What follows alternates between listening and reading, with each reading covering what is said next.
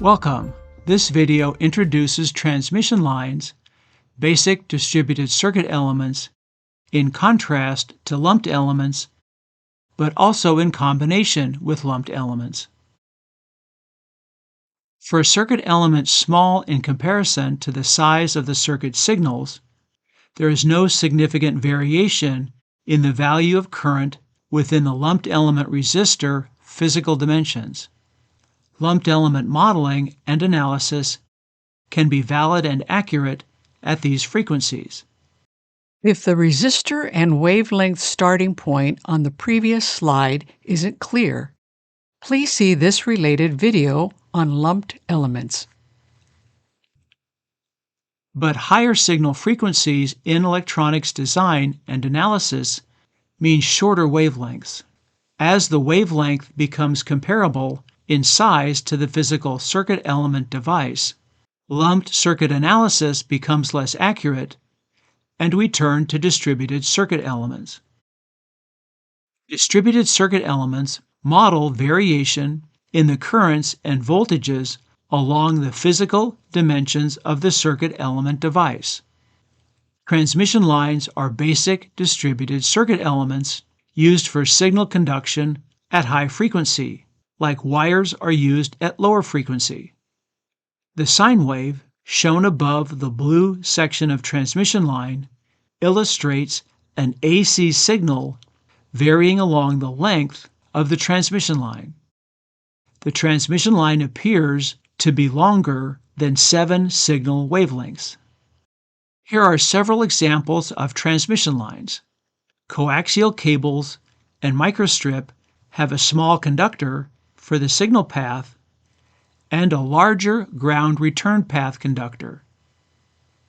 The return path conductor on the coaxial cable is the outer cylinder, and the return path conductor on the microstrip is on the bottom side of the dielectric. Besides AC signals, in both time and frequency domains, transmission lines can model time domain pulses and pulse trains traveling down the transmission line as a function of time.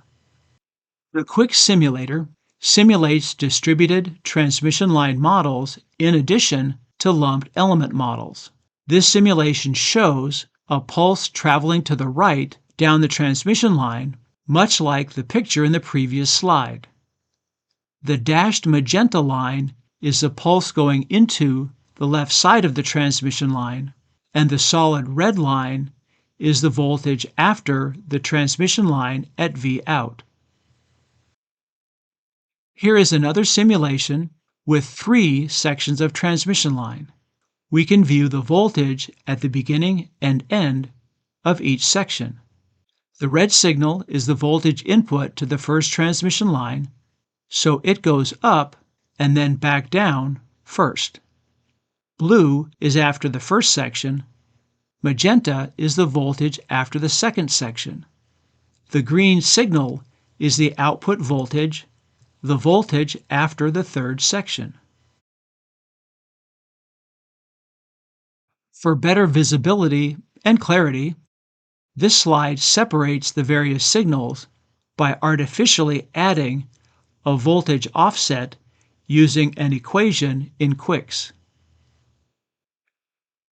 Notice the mixture of lumped elements and the distributed element, the transmission line. Lumped elements drive the transmission line, and a lumped resistor provides the load terminating the transmission line. We see the same lumped elements along with the distributed transmission line circuit element in our Qucs simulation.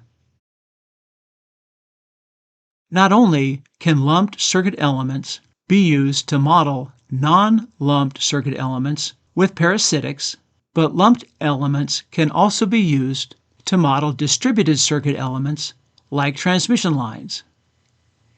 Shown here is a section of a lumped element transmission line model. This model can apply to microstrip, where the shunt capacitors represent the metal conductors on the top and bottom of the substrate dielectric, much like a parallel plate capacitor distributed along a line. The series inductors model the self-inductance of the conductor trace length on top of the dielectric. Here we have a chart showing a progression of circuit and high-frequency modeling levels of detail. Distributed circuits sit in the middle, intermediate between the more general 3D field analysis to the left and lumped circuits to the right. The general electromagnetic circuits category would include 3D antenna structures and microwave frequency waveguide structures. 3D electromagnetic simulation, including material properties and 3 physical dimensions, is often used in the design and analysis of these 3D structures. Notice that the general category is not completely general. Those Maxwell's equations are in the sinusoidal steady-state form. The j omega indicates sinusoidal steady state in these Maxwell's equations, much as j omega indicates sinusoidal steady state in AC lumped circuit elements. This video has been just a short introduction to transmission lines. There is much more to study and learn about transmission lines, including the characteristic impedance of the line and reflections from impedance discontinuities. Thank you for watching and learning with us.